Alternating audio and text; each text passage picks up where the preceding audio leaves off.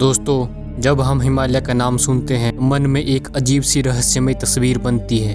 बर्फ से ढके ऊंचे पहाड़, घने जंगल और एक अनकही कहानी जो सदियों से चली आ रही है। क्या आप जानते हैं इन हिमालय की पहाड़ियों में एक ऐसा जीव है जिसका नाम सुनते ही रोमांच और डर दोनों महसूस होते हैं।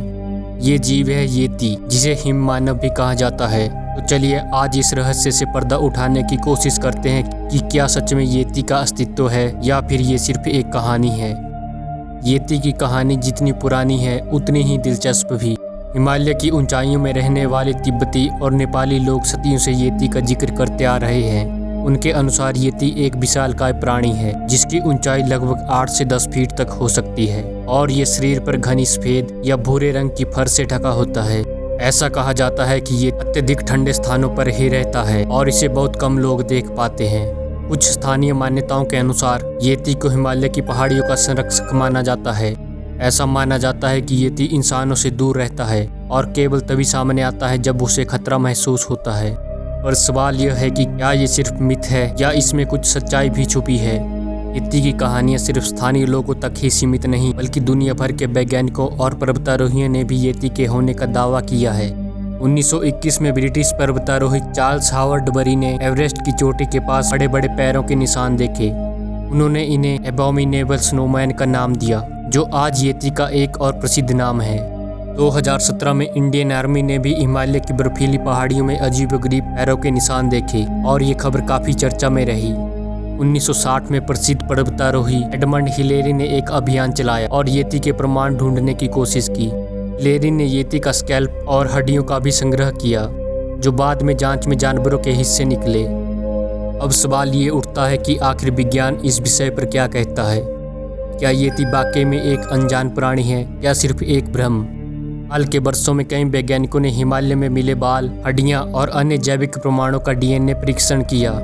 2013 में ब्रिटिश वैज्ञानिक ब्रायन साइकस ने येती के बालों का डीएनए परीक्षण किया और पाया कि इनमें से कुछ भूरे भालू की एक प्रजाति से मेल खाते हैं, जो हजारों साल पहले हिमालय में पाई जाती थी। इसके बाद कई अन्य अनुसंधानों में भी पाया गया है कि अधिकांश सैंपल भालू, बंदर या अन्य जंगली जानवरों के थे। कई विशेषज्ञ मानते हैं कि येती का अस्तित्व वास्तव में एक भ्रम का परिणाम हो सकता है। आइए जानते हैं ये कैसे संभव है। दरअसल हिमालय की कठोर जलवायु और वहाँ की ऊंचाई पर ऑक्सीजन की कमी के कारण मनुष्य के मस्तिष्क में भ्रम की स्थिति पैदा हो सकती है। अक्सर पर्वतारोहियों को दूर से दिखने वाली आकृतियाँ बड़े जीवों की तरह नजर आती है। इसके अलावा तिब्बती और नेपाली परंपराओं में येती की कहानियाँ पीढ़ियों से चली आ रही है। लोगों में इस प्राणी का भय और रोमांच इतना गहरा बैठ चुका है कि हर अनजान छाया को येती समझ लिया जाता है।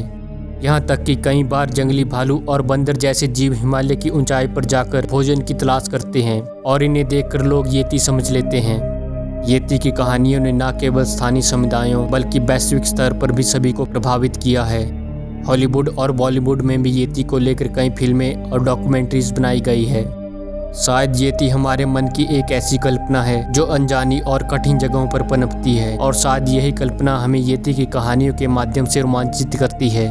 अगर आपको हिमालय और येती के इस रहस्य से रोमांच महसूस हुआ हो तो इस वीडियो को लाइक और शेयर करना ना भूलें और इस चैनल को सब्सक्राइब करें ताकि हम आपको ऐसी ही और रोचक और रहस्यमय जानकारियाँ देते रहें। धन्यवाद।